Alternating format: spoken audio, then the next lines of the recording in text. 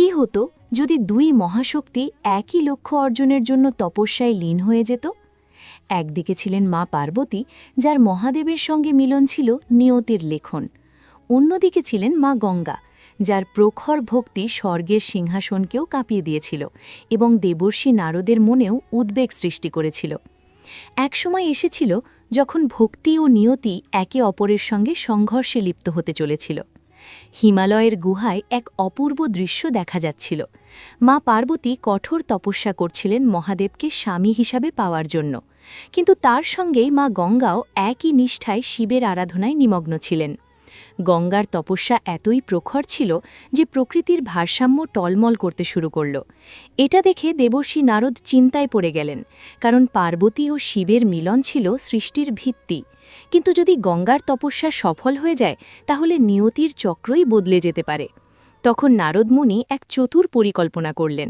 তিনি মা গঙ্গার কাছে গিয়ে বললেন, দেবী, পার্বতীর তপস্যা আপনার থেকেও বেশি শক্তিশালী হয়ে উঠছে।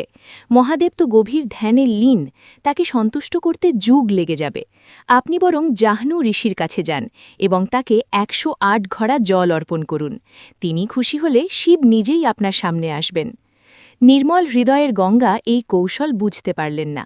তিনি ভক্তির আবেগে জাহ্নু ঋষির কাছে পৌঁছে গেলেন। ঋষি তখন গভীর সমাধিতে ছিলেন।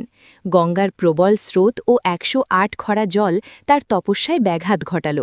ক্রুদ্ধ হয়ে জাহ্নু ঋষি গঙ্গার পুরো স্রোত পান করে ফেললেন এবং তাকে অভিশাপ দিলেন।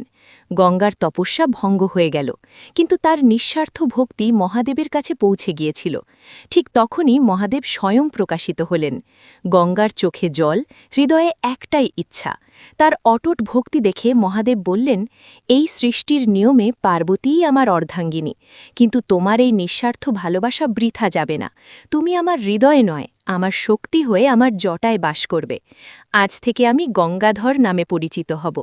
এরপর জাহ্নু ঋষিও মহাদেবের আদেশে গঙ্গাকে মুক্ত করলেন। সেই থেকেই তার নাম হয় জাহ্নবী। এভাবেই গঙ্গা মহাদেবের জটায় স্থান লাভ করলেন। যদি ভিডিওটি ভালো লাগে তাহলে লাইক করতে ভুলবে না এবং সাবস্ক্রাইব করে পাশে থাকবে।